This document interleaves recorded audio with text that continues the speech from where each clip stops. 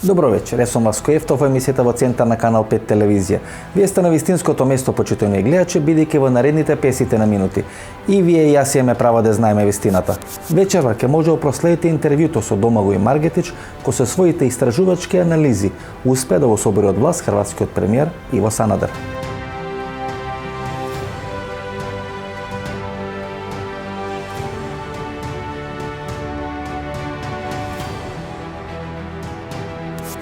За почеток, што денес се случува во Хрватска и дали е Хрватска дел од тој синџир на обоени револуции кои денес хараат по Балканот.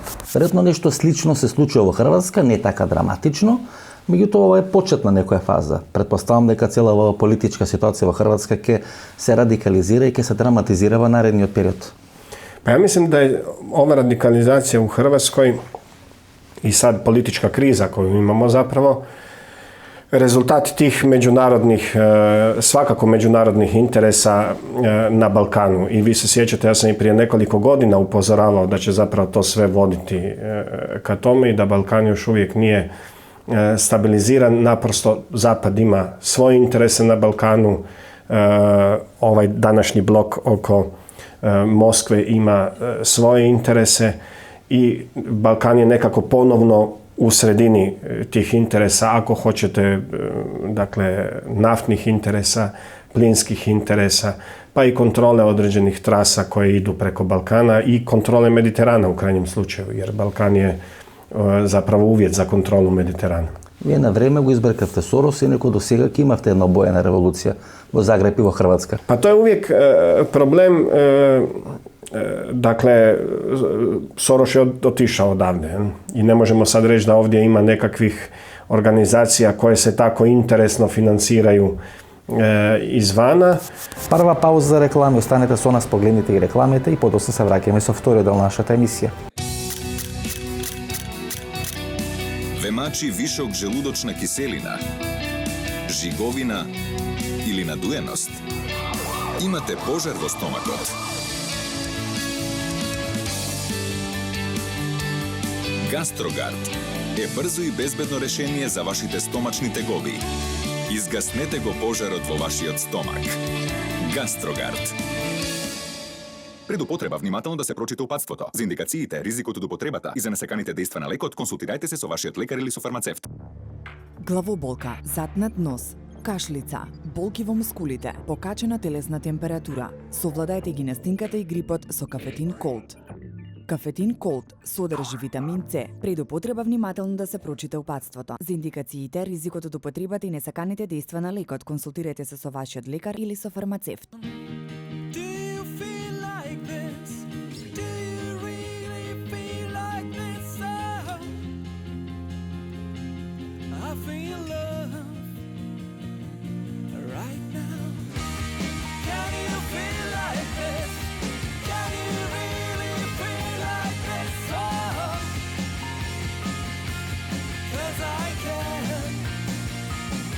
Zinajko German Lemonade. Малпигија е маргината или позната како ацерола.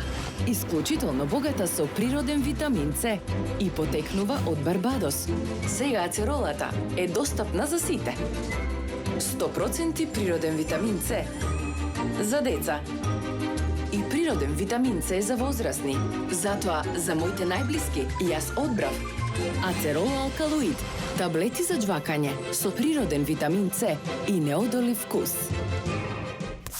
Што е главната характеристика на таа хрватска обоена револуција? Тоа е фактот дека во Хрватска не постои Сорос, а сепак луѓето протестират.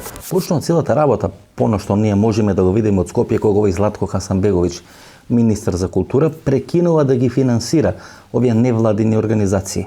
Тој си има радикални проусташки позиции, тоа не е спорно, нели? Си има еден усташки бекграунд, меѓутоа министер за култура, според законот во Хрватска, овие невладини организации се финансираат од буџетот на Министерството за култура.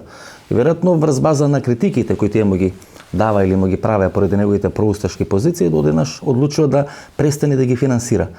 И од тука натаму почнува да се радикализира целата политичка ситуација во Хрватска.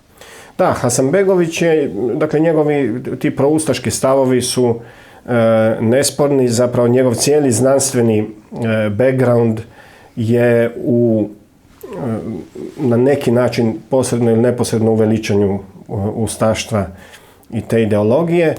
Навистина во Хрватска го нема Сорос, меѓуто и тамо тие невладини организации кои имат една Соросова филозофија функционираат на многу пари. Во моментот кога хрватската влада им ги прекина парите на тие невладини организации, тогаш почна протестите во Загреб. Hasanbegović je iz čiste odmazde prema tim civilnim udrugama koje su naprosto izrazile svoj stav da smatraju da ministar kulture ne može biti takva osoba, ukinuo financiranje tim udrugama i tu je krenulo, možemo reći, nekakvo radikaliziranje, nekakva radikalna podjela u društvu na te desničare koji naravno veličaju Hasanbegovića i podržavaju. I ovaj, ne bi ja rekao lijevi dio, nego građanski dio. To nisu samo lijevo orijentirani građani, nego doista jedna građanska jedan građanski sloj koji se pobunio protiv takvog divljaštva, recimo. Да се вратам на почетната дилема, што денес се случува во Хрватска. Според мене, во Хрватска се случува класична разврска или пресметка на 2 или на 3 мокни удбешки кланови кои владеат со парите, владеат со подземјето и владеат со медиумите во Хрватска. Овие реслови на тајните служби, на удба, на КОС, постојат на просторот на поранешна Југославија. Ги има секаде. Меѓутоа, конфликтот на тие служби ми се чини дека е најинтензивен на територијата на Хрватска. И кога отстрана ги гледам работите, мислам дека овде во срцевината на спорот и на овие, ајде да речеме, турбуленции драматични во хрватската политичка сцена и на јавната сцена, всушност се конфликт кој позади завесите се случува помеѓу тие остатоци или реслови на хрватските тајни служби кои се наследнички на удба. Točno. Zašto? Jer ostaci tajnih službi iz bivše Jugoslavije su nakon 90-ih zapravo kontrolirali jedan veliki dio financijskih sredstava kojima su raspolagali prije promjena. Nastavili su kontrolirati određene poslove, i naftne poslove, i bankarske poslove, i recimo postoje dokumenti koji ukazuju na to da su ostaci tajnih službi kontrolirali financijske tokove preko tajnih računa, recimo u Zagrebačkoj banci, Privrednoj banci Zagreb, da su kontrolirali međunarodnu trgovinu naftom, što je nesporno, postoji dovoljno dokumenata koji to dokazuju, preko INE. Vanja Špiljak i dan danas kontrolira nekoliko firmi u Švicarskoj koje zapravo svi smatraju ogrankom tih ostataka tajnih službi, odnosno da su oni preko Vanje Špiljka odrađivali neke međunarodne poslove u trgovini naftom i pranje novca. To je sinut na poranešниот комунистички хрватски лидер Мика Шпилјак. Поврзан со Вања Шпилјак je Miša Broz, ako ne se lažem. To je ta grupa sinut na Josip Broz. Tako je. Međutim, ono što je zapravo bitnije povezan sa Vanjom Špiljkom je Franjo Gregurić, nekadašnji ratni predsjednik vlade Hrvatske iz 90-ih, i cijeli taj, ono što danas nazivamo Gregurićevim klanom, koji seže i do današnjeg potpredsjednika vlade i predsjednika HDZ-a Tomislava Karamarka. To je, dakle, bivši premijeri Zlatko Mateša, Nikica Valentić, Franjo Gregurić, bivši ministar gospodarstva Davor Štern. Znači cijela jedna ekipa. Tako je, cijela ta ekipa i sukob ostataka bivših tajnih službi bivše Jugoslavije je zapravo oko financijskog interesa. Ko će u buduće kontrolirati te poslove? Nije tajna da je INA imala tajna, nije se za njih javno znalo, nisu se vodila u bilancama poduzeća, naftna polja u Angoli, u nekim drugim državama, iz kojih su prihode crpili upravo pripadnici te bivše paraobavještajne elite. Црногорската мафија или тие реслови на црногорските служби се карактеризираат со тој шверц од цигари. Српската мафија или српските служби се карактеристични со шверцот на цигари, меѓутоа и шверцот на кокаин и хероин. За хрватската структура, за хрватската удба или за хрватските мафијашки структури, главно е тој шверц со нафта и делумно шверцот со цигари. Оттаму ги прават сите тие пари и преку тие пари ги контролираат процесите. Секојаш веле дека хрватските служби го контролираат тој шверц на цигари, дека се главни во тој шверц на цигари и во ова недозволена трговија со нафта или продажба на нафта на црниот пазар.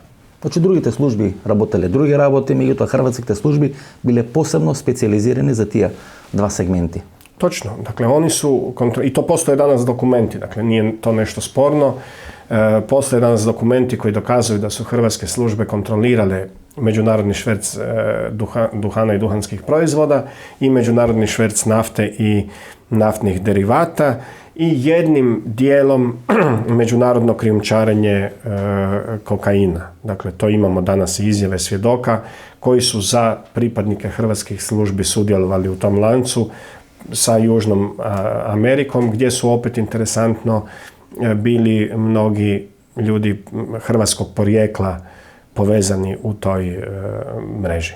И тие структури денес всушност стојат позади сите овие конфликти што се случуваат на хрватската политичка сцена. Се уште се мокни и се уште можат да и контролираат процесите. Ja mislim da da. Dakle, jer znate, ako bi došlo do političkih promjena i takvih odnosa u društvu koji bi omogućili da se istraži sve prljave poslove 90-ih, što ljudi danas već i žele, jer se procjenjuje da je Hrvatska u tome izgubila preko 50 milijardi eura. I to je nešto što danas priznaje recimo i Europski parlament.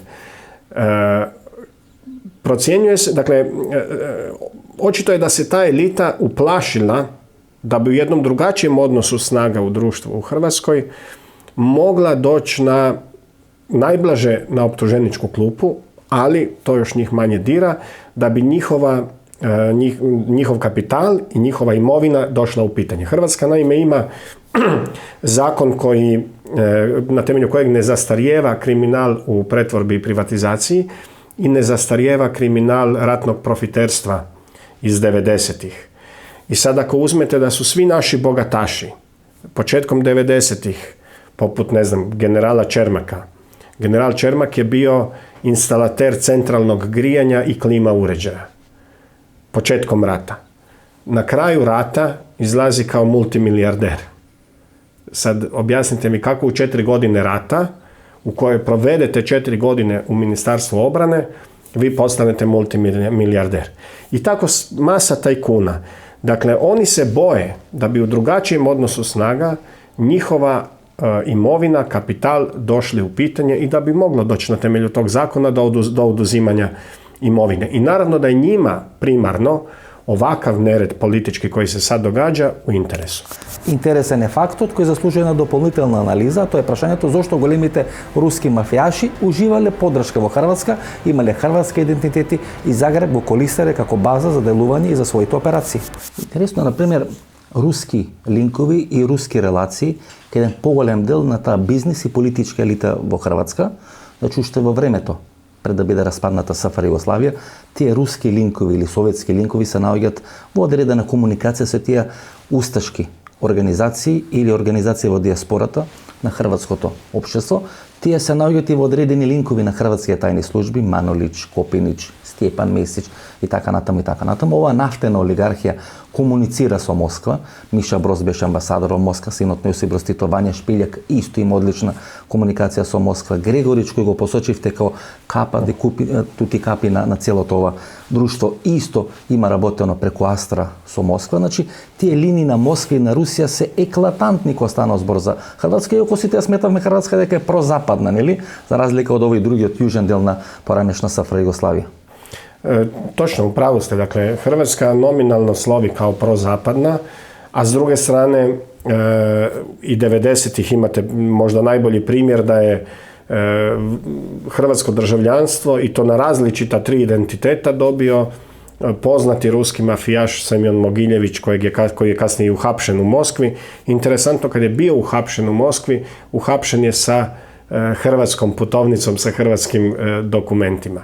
Njemu su nesporno, dakle, dokumente izdali, Franjo Gregurić je izdao nalog kao tadašnji premijer da mu se izdaju dokumenti, o tome je svjedočio bivši pomoćnik ministra unutarnjih poslova Vjeko Brajević, kojeg su mnogi optuživali da je izdao te dokumente, međutim on je rekao ne, nalog je došao od premijera, premijer ima te zakonske ovlasti da nekom da državljanstvo i mi smo morali izdati državljanstvo. To je možda najbolji primjer tih veza Zagreba i Moskve, koje sežu, dobro ste rekli, iz recimo drugog dijela socijalističkog vremena Franjo Gregurić je bio direktor Astre u Moskvi, svi ovi likovi koje ste nabrojali su bili u Moskvi nekakvi dužnosnici ili predstavnici firmi iz bivše Jugoslavije. I taj kontinuitet se sasvim sigurno zadržao, jer evo vam jedan najnoviji primjer, kada se raspala Hypo banka kao glavna, recimo, veš mašina za pranje novca te prljave ekipe, najednom se pojavljuje Sberbanka ruska, čiji su klijenti isti klijenti koji su bili klijenti Hypo grupe i koja u Hrvatskoj otprilike plasira iznos novca koji je nestao preko Hypo grupe. Jedan od najvećih kredita ruske Sberbanke u Hrvatskoj je prije par godina kredit Ivici Todoriću za njegove poslovne operacije. Agrokor, ova korporacija Ivica Todorić, koji je prisutan sekаде по Балкан, включително и во Република Македонија. Од таа банка всушност почнува целата таа афера. Вие отварате таа афера и подоцна на фонот на таа афера, или со таа жестока реакција околу таа афера, мора оставка се поднеси Иво Санадер. Da, Sanader je upravo zbog afere Hypo podnio ostavku, dakle i on je i ovog trenutka optužen za aferu Hypo. Bio je osuđen pa je sud ukinuo tu presudu i vratio u ponovni postupak. Radi se zapravo o dokazima koji dokazuju kako je elita iz Hrvatske izvukla 47,7 milijardi eura državnih, uglavnom državnih sredstava ili sredstava državnih firmi na tajne račune u inozemstvo, a taj novac je na kraju završio sredinom 90-ih kod Hypo grupe i onda je kasnije plasiran kroz cijelu bivšu Jugoslaviju u raznim financijskim operacijama, bankarskim operacijama. Todorić je tim novcem kupovao firme po Bosni, Srbiji, pa Makedoniji. Konzum grupa ova, što je tako, Sinđir i Crnoj Gori. Големи продавници, така натаму. Присутен во Скопје, кај нас присутен во Струмица. Tako je, da. Гледате како функционираат и удбојшки структури во Хрватска. Например, Карамарко е дел од кабинетот на Степан Месич. Од кабинетот на Степан Месич оди и станува министар за внатрешни работи во владата на Иво Санадер. Ко паѓа од власт Иво Санадер, тој успева да го донесе на чело на ХДС Карамарко. Ко Карамарко доаѓа на чело на ХДС, влага во конфликт со Степан Месич. Зошто се карат луѓето во Хрватска? Се разбира за пари, како и секаде во светот. Санадер е интересен, бидејќи тој е всушност еден од главните лобисти кој одработува Карамарко да ја победи Косор на тие внатре-партиски избори во ХДЗ, кога се бира избор за председател на партијата. Косор, која го апси Санадер, всушност ги губи тие избори од Карамарко. Карамарко ја има подршката на Иво Санадер. Тоа е таа групација. Da, jasno. Karamarko, ja sam napisao onog trenutka kad je Jadranka Kosor primila Karamarka u HDZ. Napisao sam bio, sjećam se, kolumnu, ovo je početak političkog kraja Jadranke Kosor i kasniji scenarij koji se odigravao, točno se odigravao kao u toj mojoj kolumni. Dakle, jer bilo je jasno da iza Karamarka stoji ne samo Sanader, nego cijeli taj Gregurićev klan koji je imao interes progurati svog čovjeka i zapravo zadržati kontinuitet moći, kontrolu nad pozicijama moći, da im se ne bi ta hijerarhija urušila. Dakle, iz straha za stečenu imovinu, povlastice, stečeni novac. Дела дека Санадер и денес е многу моќен во ХДС.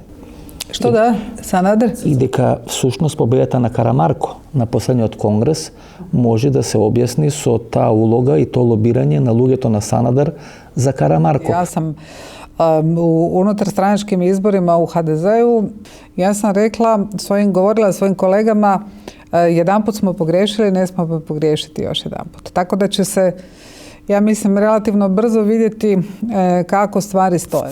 Останува да лебди дилемата, односно останува да лебди прашањето зошто сите тие играчи кои беа главни лобисти на Ангела Меркел на Балканот се на некој начин пуштени низ вода. Зошто Санадер поднесе оставка? Тој беше во врвот на својата мок, тамо некаде 2009 година, претходно ги имаше добиено сите избори, се сметаше дека е неприкосновен на хрватската политичка сцена и одеднаш се повлекува и од премиерската функција, од лидерската функција во ХДЗ. Pa gledajte, i dan danas se mnogi pitaju zašto je on otišao s tog mjesta, s obzirom da ga dosta dobro poznam i način rada. Ja moram reći da je taj njegov način rada bio prilično oslojevit. Vjerovatno mu je netko rekao da se mora povući i zbog toga se povukao. Имаше едно интервју минатата година на Јосип Манулич, еден од тие големи играчи на хрватските тајни служби, па дури денес ива еминенција на таа хрватска обавештајна заедница, која велеше дека Карамарко, уште како млад, е соработник на хрватските служби, фатен е во крадење на некои фармерки во Трст, го има документирано и одработувал за нив цело време. И втората изјава која дава Манолич, вели, без помошта на УДБА немаше да можеме да формираме ниту независната хрватска држава на почетокот на 90-те години. Da, to je, dakle, ovo je točno i jedno i drugo. Za Karamarka više svjedoka tvrdi da je bio suradnik UDBE. Ja znam da je to tvrdio i svojevremeno bivši djelatnik Sigurnosno-obavještajne agencije Zoran Kotnik, vrlo dobro informiran bivši agent SOA-e, koji je tvrdio upravo to i opisivao cijeli način na koji je Tomislav Karamarko postao suradnik UDBE, odnosno službe državne sigurnosti. A ovo ste u pravu. Manolić je rekao da bez suradnje sa tim strukturama, s tim paraobavještajnim strukturama nakon raspada bivše Jugoslavije, stvaranje Hrvatske države ne bi bilo moguće. Oni su svi tu vidjeli svoj interes. Здравко Мустач на времето беше големиот шеф на југославенската УДБА, тој некаде на крајот на 80-тите и почетокот на 90-те години кога се распаѓа заедничка СФР Југославија. Тој го носи на власт Фрањо Туџман и е човекот кој го ослободил од хрватските затвори Желјко Разнатовиќ Аркан. Здравко Мустач е на чело на сојузната УДБА во периодот на распаѓање на поранешна СФР Југославија. Минатата година нели се отвори една афера околу убиството на поранешниот генерален директор на Хрватска ИНА, кој емигрира, пребегнува во Германија, добива политички азил и подоцна од припадници на УДБА е екзекутиран во гражата во неговата куќа. Двајца поранешни, Перковиќ, мислам и Мустач, поранешни агенти или шефови на Хрватската УДБА требаше да бидат екстрадирани или испорачени на германската држава. Значи, повторно све се врти околу ИНА тука во Хрватска. Da, kao što znate, ti predstavnici, ti bivši djelatnici UDBE su izručeni. Njemačkoj tu ima više prijepora oko tog slučaja. Dakle, moramo objektivno priznati da su dokazi na kojima se temelji njemačka optužnica prilično klimavi. Oni se zapravo temelje na masu indicija, a na premalo materijalnih dokaza, barem je takav dojam ovo što vidimo. Tu se postavlja drugo pitanje, da li bi Njemačka nekoj državi izručila bivšeg šefa BND-a, koji isto sigurno se bavio sličnim poslovima, pa je pitanje da li bi to Njemačka učinila, kao što je Hrvatska izručila jednog od bivših šefova UDBE.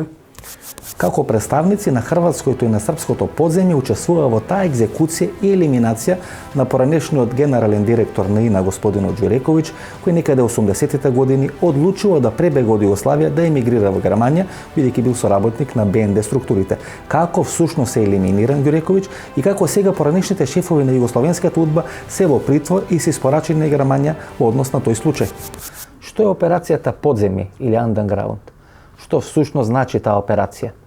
Pa operacija Podzemlje ili Underground, operacije dobijaju ime po nekim simbolima koji imaju veze sa njim. Ako recimo zovete operaciju Pismo, onda je to znak da se vi obračunate na propagandnom nekom planu sa teroristima. Ako je operacija, ne znam, Bomba, onda znači da će nešto teroristi da pukne, ali ga nećete likvidirati ili već tako dalje. Tako da je operacija Underground ili Podzemlje ima svoja neka označenja. Ona je uglavnom značila da po onome kako smo mi to zamišljali, prvo da u našim operacijama učestvuju ljudi iz podzemlja, a drugo da se teroristi upravo nalaze u podzemlju. Zato smo zvali tu operaciju Underground. Kako ги ангажирате? Аркан е на некој начин персонификација на целиот тој процес и на целата таа операција. Дали беше добар агент? On se kasnije eksponirao, pa zato je to najpoznatiji, inače imalo je mnogo poznatih takvih agenata. Naprosto njihov pristup prema njima jeste, oni su uvek bili na ivici kriminala i nekriminala. Znači išli jednom ivicom žileta. I onda prema njima je uvijek pristupala kriminalistička služba, policija, obična javna bezbednost. A mi smo uvijek i unutar javne bezbednosti imali svoje drugare, prijatelje koji bi nam rekli, ima jedan dobar. Onda se, ajde molim te zakaži mi sastanak i onda vam on napravi, recimo u hotelu jedan sastanak ili u kafani negdje i ja tu nastupam kao, mogo bi ti nešto bre da uradiš za zemlju u inostranstvu, pusti ovdje, šta doćeš da te hapsi. Tako počinju ta angažovanje, ti razgovori, s tim što je on, koga ste vi sada angažovali iz podzemlja, u nekoj obavezi i dužnosti sam osjeća da ne može sam i onda vam on dovodi i to vam ide kao one domine, duk, ruše jedan drug i napravi se lanac, poslije ne znate šta ćete sa njima koliko ih ima. Kako koristite Arkan? Koristite li nekoj egzekuciji na Albance, da rečemo od Makedonije ili Albanci od Kosova? Nekoj egzekuciji na odredene ustaške migracije? Ja neposredno nisam radio sa Arkanom, jer kad sam ja već preuzeo tu dužnost tog glavnog čifa, glavnog inspektora za te operacije, Arkan je već napravio neke ovdje gluposti po Beogradu, pucao na neke policajce 100 metara odavde gdje smo mi i služba je automatski se sklanja od takvih i završi s njim račune, sve što je imalo. Ako smo ti nešto dužni, ako nismo dužni, da završimo. Tako da ja nisam učestvovao u operacijama u kojima je učestvovao Arkan. On je do 82. godine, odgovorno tvrdim, učestvovao u tim operacijama i likvidacijama. Ono što je interesantno kod njega i kod još nekih tih pripadnika podzemlja jeste što su sebi pridodavali i značaj učešća u nekim operacijama u kojima uopšte nisu učestvovali, ali ima svoj imidž, ime i ko njemu sme da kaže i svi su verovali. Tako da kad je ubijen, evo taj koga spominjemo, Stjepan Đureković, 83. godine, vi ste mogli da nađete u Bosni, u Hrvatskoj, u Makedoniji, u Srbiji ljude koji će da vam potvrde da su oni ubili Đurekovića. To je tada bilo moderno. To beše moderno. Je. Dobro, beše dobar egzekutor Arkan? Da, bio je najbolji. Najdobar, a? Najbolji. Dakle, Đureković je bio dio te naftne priče, nije on bio nikakav... Bila gi prendel na germanskih službi, svi te tajni smetki, tajne operaciji, Da. tajni, da rečem, igri koje se pravili preko INA, za koje prethodno... Da, ali u krajnjem slučaju... Dakle, on je bil dijelo ta igra. Tako je. I Đureković je bio suradnik očito njemačkih službi kasnije, prenio je njima sve podatke, a da li je Njemačka što učinila da procesuira taj naftni kriminal? Nije. Nego su vjerojatno išli u dil s njima. Da li se što dogodilo, ne znam, Vanji Špiljku u Švicarskoj, koji dan danas ima tamo 3 firme? Ništa. Drugi lični prijatelji su Michael Lajnik, koji je ambasador na Amerika v Republika Makedonija, nekada je periodot na krajot na 90. godini, što se совпаѓа со таа криза 2001 година и тој конфликт помеѓу УЧК и македонска држава. Тоа е таа група, нели, која се вели, која има работи во Романија, работи во Русија и така натаму, односно работи на целиот Балкански полуостров. Da, pa oni su cijelo vrijeme rata, ja sam nedavno radio dva istraživanja, oni su cijelo vrijeme rata, su naftni putevi najnormalnije funkcionirali preko svih sukobljenih linija. Dakle, nema veze što su nominalno pucali Hrvati po Srbima, Srbi po Hrvatima, zajedno po Bošnjacima, ali su linije krijumčarenja nafte i naftnih derivata funkcionirale besprijekorno. I to imate dokumente gdje naši ministri potpisuju za slobodan provoz konvoja od, 120 i nešto cisterni. Onda u Herceg Bosni kad ulaze Petković i ekipa i Mate Boban potpisuju za slobodan provoz kroz Herceg Bosnu. Onda bošnjački predstavnici za slobodan provoz kroz bošnjački dio. I onda nafta odlazi u konačnici i u Srbiju i preko Srbije i tako dalje. Dakle, te linije krijumčarenja su najnormalnije funkcionirale. Ko je to mogao tako dogovoriti nego oni koji su ranije bili umreženi preko bivših jugoslavenskih službi. Како тајните служби, не само на Србија, не само на Хрватска, меѓусебно соработува и во текот на тие војни години од 91 до 95 година шверцува нафта, оружје, цигари и што ли уште не. Добро, тој во книгата на Хрвој Шаринич може да се види за тие 13 тајни или како што он вели 14-та протоколарна после завршување на војната со Слободан Милошевиќ. Значи, таму има елементи кои апсолутно дават потврда на се ова што го зборите. Ако тие се сретнувале 13 пати во текот на војната 92-95 година, значи шефот на кабинет на Фрањо Туџман и Слободан Милошевиќ, тога зашто друго можеме да зборуваме? Da, ma to nema spora. Dakle, danas imamo dovoljno dokumenata koji govore o tim sporazumima Miloševića i Tuđmana i da je zapravo, da su dva predsjednika za cijelo vrijeme rata relativno dobro funkcionirala i dogovarala se. U krajnjem slučaju, ono što ja stalno ponavljam, u sred rata Hrvatska i Srbija su imale zajedničke banke u inozemstvu, a njihovi vođe, njihova vodstva su novac koji su iznosili iz država, iznosili na tajne račune kod tih zajedničkih banaka. I danas znamo za najmanje 3 takve banke, odnosno LHB International Bank, Anglo-Jugoslav u Londonu i Bank Franco-Jugoslav u Parizu. Интересно дека во таа Anglo-Jugoslav банка во Лондон се чува и дел од македонските девизни резерви во текот на 90-тите години. Da. Pa to je zapravo... Бошко Костич. Jer, Бошко Костич, веќе сега веќе покоен Бошко Костич, кој е еден од големите банкарски играчи, десна рака на Борка Вучич. Заедно со Милошиć имат работено во Техногаз. Tako je. A ko je kontrolirao recimo Anglo-Jugoslav Bank Limited u Londonu i Bank Franco-Jugoslav u Parizu? Meni je to osobno Borka Vučić pričala, dakle, dio srpske udjele je kontrolirala ona i predstavljala, hrvatske udjele je kontrolirao jedno vrijeme Franjo Gregurić, a kasnije Franjo Gregurić imenovao Franju Lukovića, bivšeg predsjednika uprave Zagrebačke banke, da kontrolira te udjele. I onda je Borka s njima dogovarala odluke. Pa tako imate situaciju u sred rata, Hrvati i Srbi za predsjednika uprave Bank Franco-Jugoslav u Parizu postavljaju sada pokojnog Boru Miloševića, brata Slobodana Miloševića. Sad možete misliti, 2 zemlje su u ratu, a vi imate situaciju da 2 vodstva država postavljaju brata od jednog ratnih vođa za šefa te banke. I tamo Hrvatska isto drži tajne račune, nešto deviznih rezervi i tako dalje.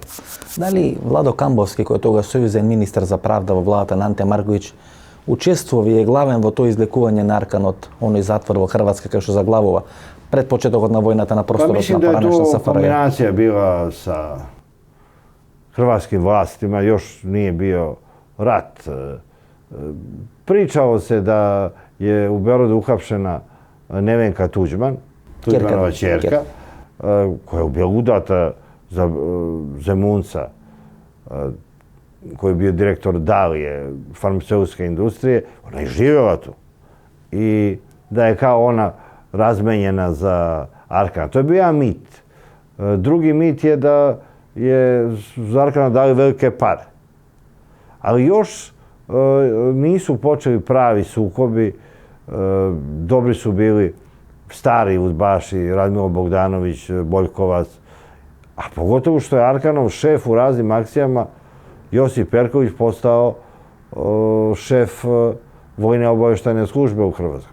Arkan je mogao da otkrije da je za ljude koji su stvarali Hrvatsku državu ubijao ustaše i on je bio nezgodan svedok. Tako da je bilo zgodno da se Arkan pošalje u Beograd, a onda je pravljen i mit. Tuđman je širio glasove da je Arkan poslao da ubije njega. Ако Македонија имала Македонија табак, Србија Генес, тош Хрватска имала Ина. Всушност Ина секогаш била таа голема перална на пари и секогаш битките на клановите во Хрватска биле околу Ина. Имаше многу приказни околу Ина. Едно од тие приказни за големо нафтено наоѓалиште на територијата на Сирија, купено од страна на Ина, поранешен власник или собственик една американска компанија која се бави со истражување на нафта, не успеа да најде нафта на одредена длабочина до околу 200-300 метри во тоа наоѓалиште во Сирија и им го продава на луѓето од Ина. Според сите математики кои се направени, кога ќе се одбијат трошоци за плати, за експлоатација и така натаму, на Ина месечно ќе останува некаде околу 60 милиони евра.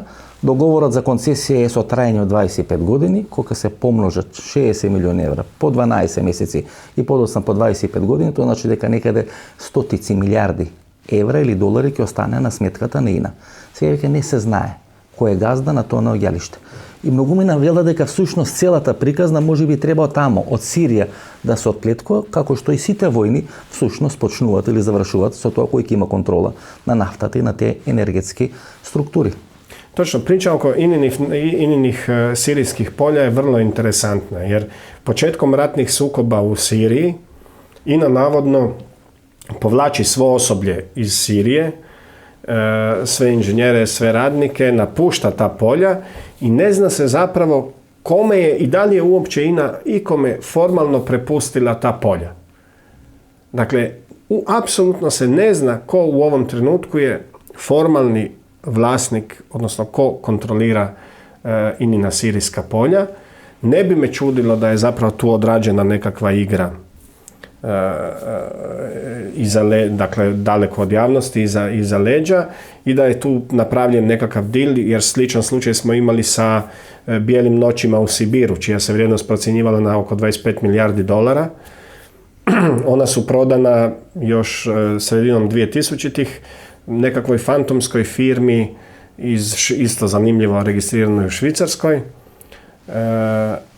I nikad se nije doznalo tko je kupio Bijele noći, za koji iznos, ko je stvarni vlasnik, tko danas kontrolira ta sibirska polja.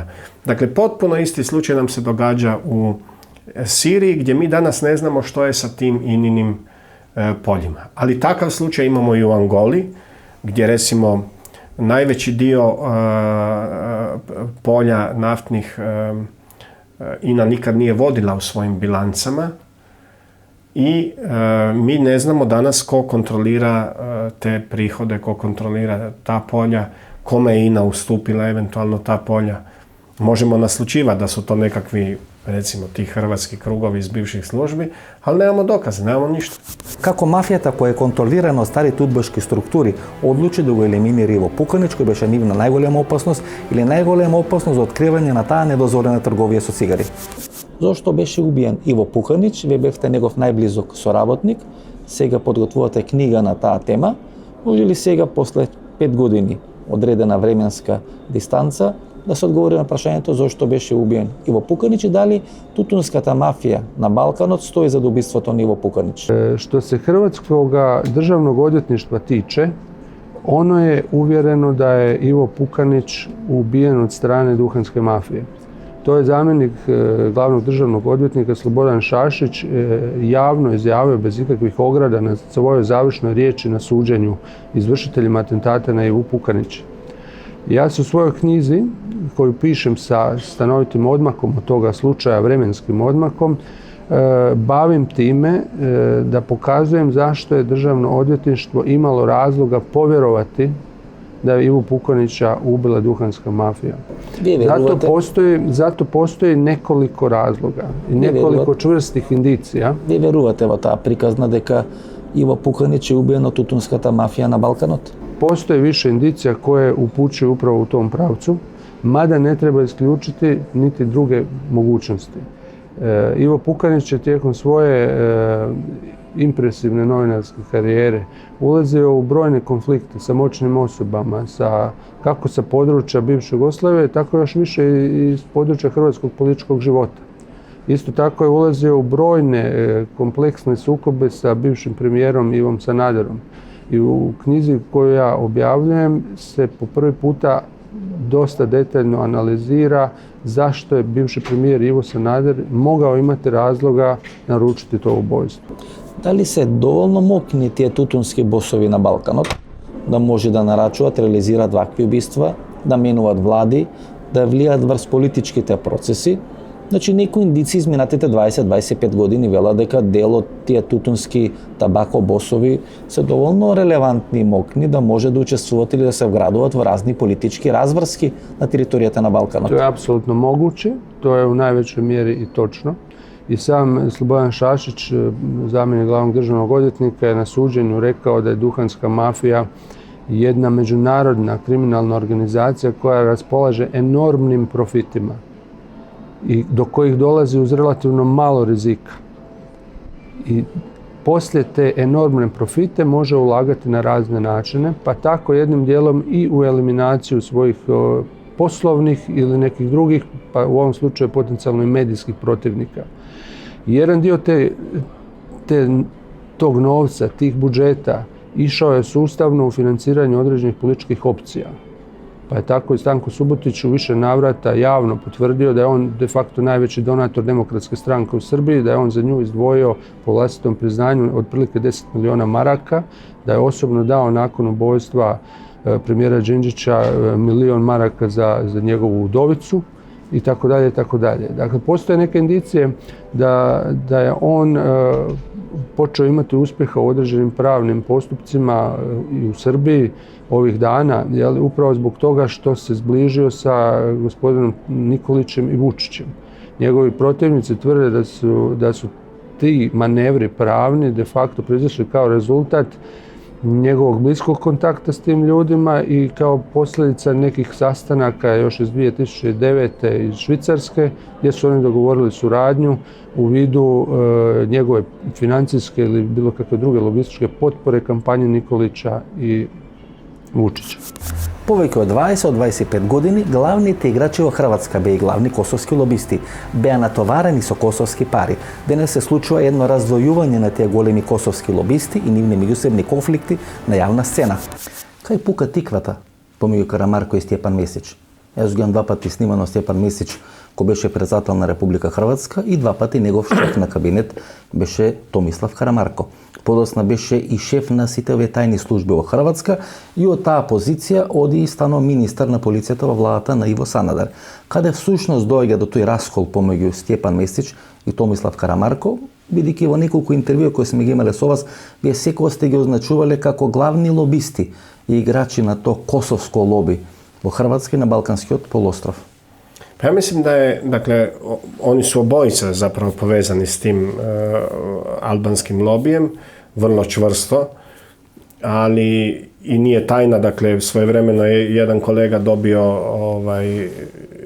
i sud sa Mesićem u kojem je dokazano da je taj albanski lobi financirao dio Mesićeve predizborne kampanje i mislim da korijene sukoba Karamarka i Mesića ne treba tražiti u ovim ideološkim stvarima, nego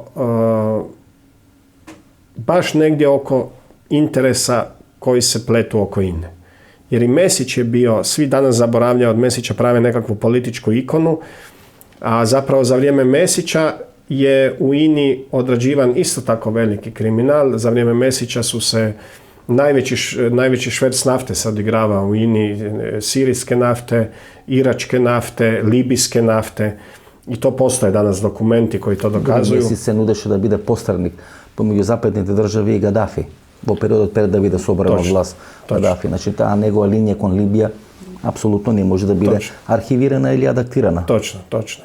I, dakle, mislim da je tu negdje oko naftnih interesa INE očito došlo do sukoba između njih, jer danas vidimo da je i Karamarko bio itekako involviran u određene poslove oko INE, lobiranje oko INE. Супругата него 2.500 евра месечно добива за одредено представување или лобирање за потребите на ИНА. Ali i prije ranija Karamarkova firma Soboli isto tako odrađivala te paraobavještajne poslove za vrh INE, recimo ta tvrtka Soboli koju je Karamarko osnovao je dobila poslove za INU isto od Joze Petrovića koji je tad bio član uprave INE, a koji je kasnije formalno postao lobist MOL-a. Како е крадено среброто од рудникот Трепча, кој учествувал во тие кражби и како со тие кражби подосна се финансирале структурите на УЧК кои се тренирани во околината на Загреб. Рековте дека Месич, докажано дури на суд, дел од неговата кампања е финансирана од ово косовско лоби и дека е еден од главните репрезенти заедно со Карамарко на тоа косовско лоби, тој кланот Османи, кланот Рамадан и така натаму. Меѓутоа интересно е дека овој тајкун Веби Велија го носеше Стјепан Месич во Македонија. И Веби Велија се наоѓа во одредени документи кој соработник на хрватските тајни служби. Вие дури имате и пишувано нешто на таа тема. Ако не се лажам, јас пред неколку години тоа го имам читано во вашиот портал нецензурирано. Ja sam pisao dosta o tim vezama Vebi Velije sa tajnim službama bivše Jugoslavije i tim klanovima u Hrvatskoj. Kada sam istraživao naime jednu aferu pod kraj socijalizma, dakle negdje krajem 80. godina je bila poznata ona afera šverca srebra iz Trepča, ako se dobro sjećam. Rudnika Trepča, da, Kosovska Mitrovica. Tako je. I tu su bili upetljani uglavnom hrvatski albanski klanovi koji su to preprodavali dalje, dakle klan Đerđaj, Kristo Đerđaj i njegova familija. Kristo Đerđaj je bio osobno i unesen u tim dokumentima službi, indiciran kao osoba koja je to vodila, međutim u to sve je bio upetljan i Vebi Velija.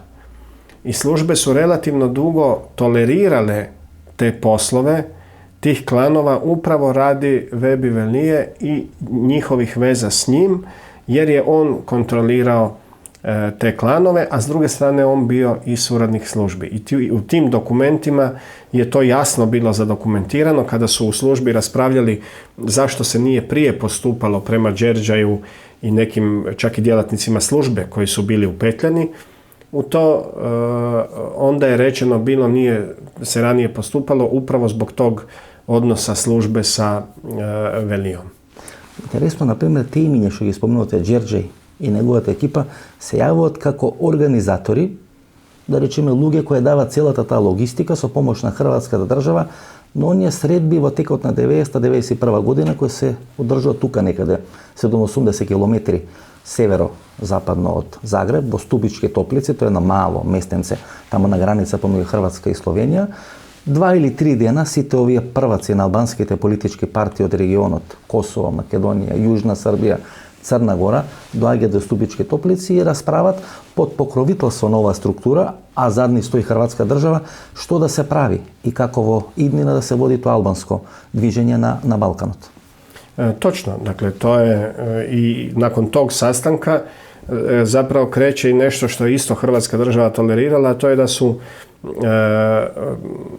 građani Hrvatske, Albanci, otvoreno prikupljali određeni porez za kosovske paravojne snage, odnosno da bi se, dakle, one formirali da bi se borila za neovisnost Kosova, i na to se jednostavno okretala glava, iako se radilo očito o ilegalnom prikupljanju i novca i oružja. Меседж вели дека им давал објекти, па дури и резиденцијални објекти на Хрватска држава, на Министерството за внатрешни работи, тие луѓе да се кријат тамо, да тренират. Дел од нив подоцна замина за Швајцарија, дел беа инкорпорирани во Хрватската армија. To nije nikakva tajna, dakle, postoji dokumenti koji jasno dokazuju da su, recimo, ti njihovi ljudi trenirani, ne znam, u vojnim objektima kraj Jastrebarskog je bila jedan centar za obuku, pa u dijelovima oko Zagreba i tako dalje. Dokumenti дека во Боронга и тука е накасано. Da, Boronga, pa imate Lučko, Samobor, tako. Дека тука се не дека. И дека тоа може да се смета како, ајде да речем, момент кога е формирана УЧК или структурата која е подосна. Тоа се ФАРК структура која подосна прерастува во УЧК или ОВК.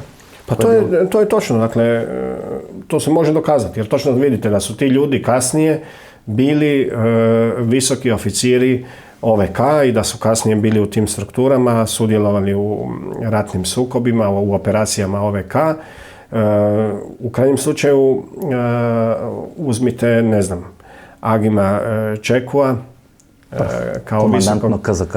Tako je, koji je časnik Hrvatske vojske.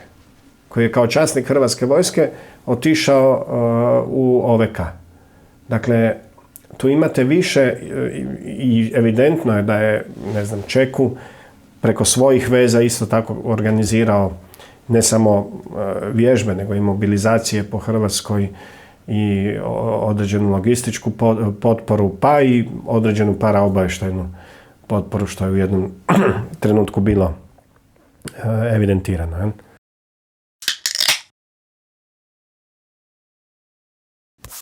Ако на времето тоа беше земунскиот клан, денес убедливо најмокниот балкански клан е кланот Османи, чиј центар на делување од Приштина и Косово.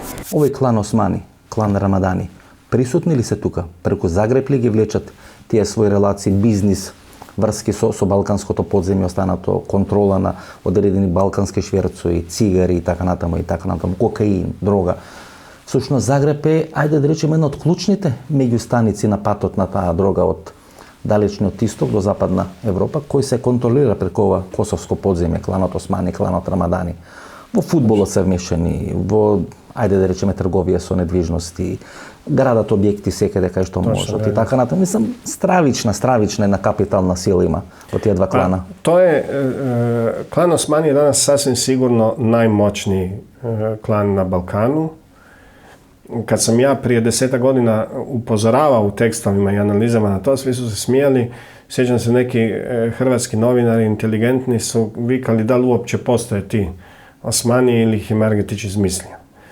Danas, eto, Osmani se šeta po vladi, po Beogradu, upada u Crnu Goru kako hoće, ovdje je doma u Zagrebu, u Istri ima hotelske objekte, građevinske, razne operacije i tako dalje. Ovdje kontrolira praktički preko svoje mreže praktički kompletan šverc ljudi, šverc droge, pa još uvijek šverc određenog oružja i opasnih vojnih materijala. Isto to kontrolira i u Srbiji, danas slobodnije nego ikad. Dakle, danas visoki predstavnici, dakle, klana Osmani, pri tome mislim na Čazima i njegovu braću, u Srbiju ulaze i šetaju najnormalnije Beogradom. Dakle, ja sam ih u zadnjih nekoliko godina nekoliko puta vidio po Beogradu, a sretao sam ih i ovdje po Zagrebu. Ja? I to je ono što je zapravo najopasnije. Njih je interesantno, pola Europske unije ih ima indicirane kao čelnike tog najmoćnijeg kriminalnog klana na Balkanu. Međutim, evidentno ne čine dovoljno ili neke zemlje članice ne čine ništa da bi se operacije tog klana zaustavile. Zapravo je najstrašnije što imamo jedan dokument iz 2000-ih njemačkog BND-a o tim kriminalnim strukturama na Kosovu, gdje je klan Osmani indiciran isto kao jedan od najmoćnijih još tada klanova i jasno su u tom dokumentu opisane njihove veze sa raznim, čak i suprotstavljenim stranama u kosovskim strukturama, dakle i sa Tačijem i sa Čekuom i sa masu drugih politički istaknutih figura na Kosovu i praktički je u tom dokumentu BND-a indicirano da klan Osmani je najmoćniji klan koji kontrolira najveći dio švercerskih operacija droge, ljudi, oružja preko Kosova i na Balkanu. Međutim, taj isti BND nije ništa učinio dalje da bi se taj kriminal spriječio. I ne znam, njemačka kancelarka Merkel, koja je sasvim sigurno morala dobiti taj dokument BND-a, nemoguće da ga nije vidjela, je nakon toga mrtva hladna došla i grlila se sa Hašimom Tačijem u Prištini. Ko čovjek podlaboko generalizira procesите na Balkanski poluostrov, posebno na prostorот на поранешна СФР Југославија, тога се добива впечаток дека денес се случуваат раскусурување во тој триаголник Америка, Русија, Германија. Посебно интересен тој судир или тоа раскусурување на релација Бон-Вашингтон. И што очекувате дека ќе се случи не само во Хрватска, тука на Балканот, гледате, после она најава за изградба на тој руско-турски тек со тој природен газ кој треба од Русија преку Турција, Грција и овде преку Балканската траса, таа Вардарско-Моравска долина, да стигне до Западна Европа. Минатата година оној состанок е клучен во Будимпешта и од тогаш почнуваат сите овие турбуленции во регионот. Како ќе се разреши целата таа политичка тензија? Тука во Хрватска има некои николци на тензија, велите нема да ескалира во нешто покрупно, меѓутоа поделени се. За ДСДП стоеше американскиот интерес кој требаше да биде формирана хрватска влада, а зад ХДЗ или зад Карамарко стоеше Ангела Меркел. И гледаме, тука е всушност таа линија на разграничување Германија, Америка, Русија.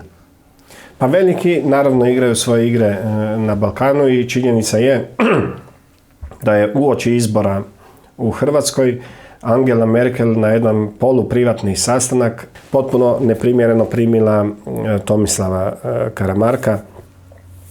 Ona je objasnila da ga je primila kao šefica stranke Karamarka, kao šefa druge demokršćanske stranke.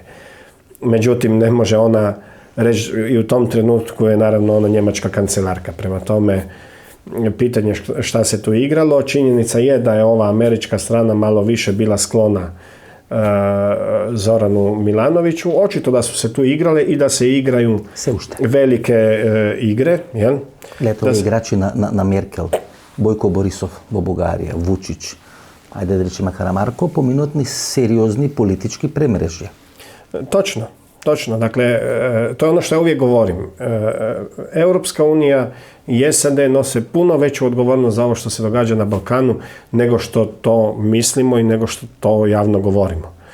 I velika je odgovornost i na Berlinu, i na Briselu, i na Washingtonu, ali to je prije svega moguće jer mi sami nemamo svoje političare koji su u stanju odigrati jednu novu, recimo, igru kakvu je igrao, ne znam, Josip Broz nakon Drugog svjetskog rata. Kad već postoje interesi koji svakako prolaze preko našeg područja, onda da barem mi kao narodi na ovom području toga dobijemo najviše što možemo, a ne da igramo tuđe igre. Barem Patarini da stavime. Ako je pominuo автопатот ovdje, barem Patarini da stavime. Pa jasno.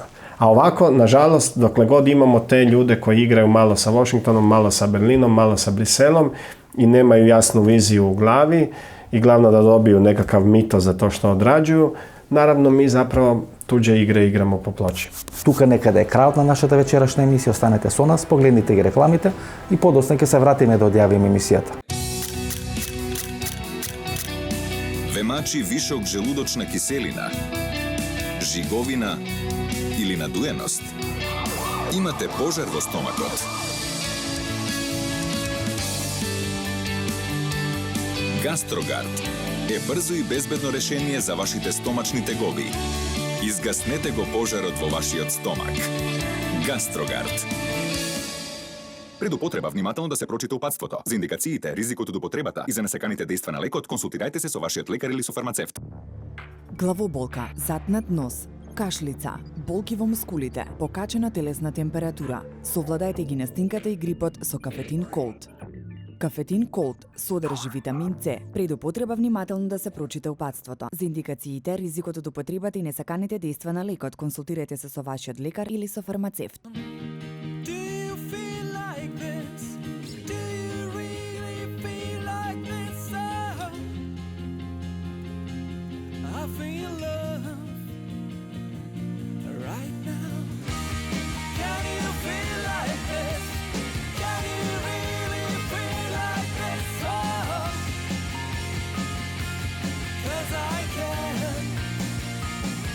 Zinalco German Lemonade. Малпигија е маргината или позната како ацерола. Исклучително богата со природен витамин С и потекнува од Барбадос. Сега ацеролата е достапна за сите. 100% природен витамин С за деца. И природен витамин С за возрастни. Затоа за моите најблиски јас одбрав Ацерол алкалоид, таблети за џвакање со природен витамин С и неодолив вкус. Ова беше емисијата во Центар. Јас сум Васко Ефто, почитувани гледачи, ние се гледаме идниот понеделник во истото ова време.